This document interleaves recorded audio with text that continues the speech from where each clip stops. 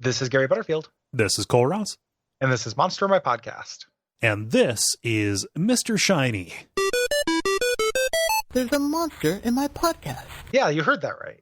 Yeah, I didn't sound like the kind of thing we usually do for this, but here we are. One of these things is not like the other. And this is, I think, I can't remember if we have done a unique entity before. Not on here yet. Okay. No. Obviously, we're going to get to them. This is straight up just a dude. Mm-hmm. I mean, he's not a dude, but he presents as a dude. This is a modern mythos thing. Yes. It is from Cthulhu 2000, a book that is like modern mythos stuff. Right. And by this guy named Michael Shea, who is like a modern ass author, who did this book or the story called Fat Face. And it is about this Mr. Shiny, who is a Shoggoth lord. Right. So he is a preternaturally smart and patient Shoggoth. They kind of dunk on him a little bit in regards to that. Like they say, like, but not that that's saying much. Like, hey, this is an immortal being who has shaped all of civilization. Yeah, give him a break. just like cut him just a second of a break. Yeah, like, yes, he gets hungry and glories in his impulses to keep his enthusiasm fresh. But he's been, like, it takes him centuries to learn spells. Right. Like, that gets boring. It probably takes me centuries to learn a spell. I haven't done it yet. Yeah. It takes me at least 38 years. Shit, I just learned a spell. Yeah, fuck. But his whole thing is that for reasons of his own, he is trying to prepare for the old one's return by creating conditions that increase the human population. Right.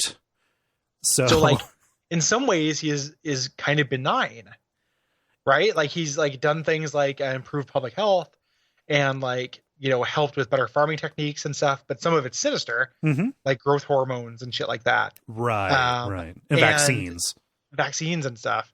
Sorry. Mr. Shiny, the anti-vaxxer. I just wanted to give. It's one to take a vaccine while it's down. What a dumb time! Like, I would it is as dumb as possible. 20 years ago, I would have expected that, like, this is the world we live in. Right. Like, there are people who are like, yeah, it is extremely people are getting the measles because people are not vaccinating their kids. Right. What? You don't go backwards. That's not how things work. How do we go backwards? That's a story. Is this a mythos story? Yeah. But wait a minute. What if all these people are fighting against Mr. Shiny and the forces that he's aligned with?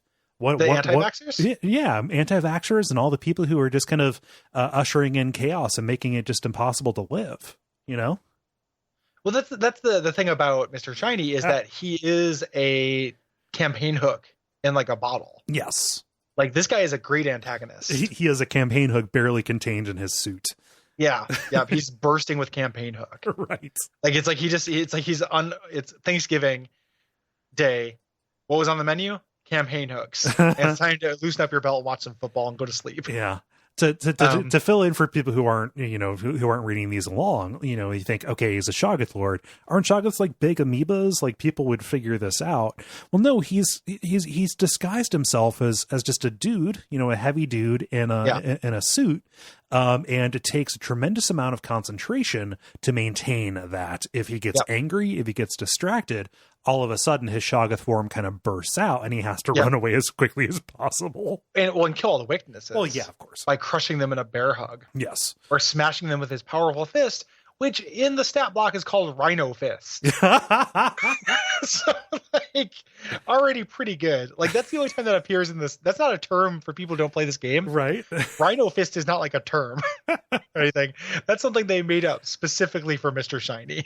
Yes. He gets his own move. Yeah. He did the TM for Rhino Fist. He filed it with the office. Yep. So, all pretty great. Mm-hmm. I just love the idea of him being this schemer, and actually secretly doing good. Like, you'd have this, it's so tropey. Like, Mr. Shiny. Oh, actually, he's been a great benefactor to our research. Yeah. Also, and then, he doesn't seem to age. Yeah. Like, like you find a picture of him and it's like, is that Mr. Shiny? Oh, it must be his father or something. It's so fits so well into kind of classic horror stuff. Mm-hmm. extremely good. That's a good idea. Yeah, I love him. And the thing that makes it like a modern story is that, I guess I would imagine in the time that the story is set, I really want to read that story. It sounds good. But, with all of the pollution and overpopulation and stuff, he figures the time is near. Yeah, exactly. Like everybody else is saying, okay, like this must be the time of the harvest. Yep. Yeah. So it's time to bring the great old ones in to eat all of our fucking diseased bodies. Yes. Yeah.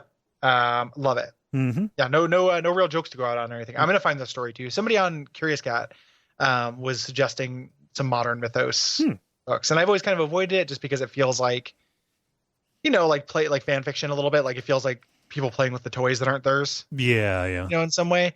But I've read some of it before that was good. And this actually sounds legit as hell. Yeah. You can get Cthulhu 2000 on Kindle for like $10. Yep. Yeah. I'm going to head on down to a Powell's and grab it. Yeah. Into it.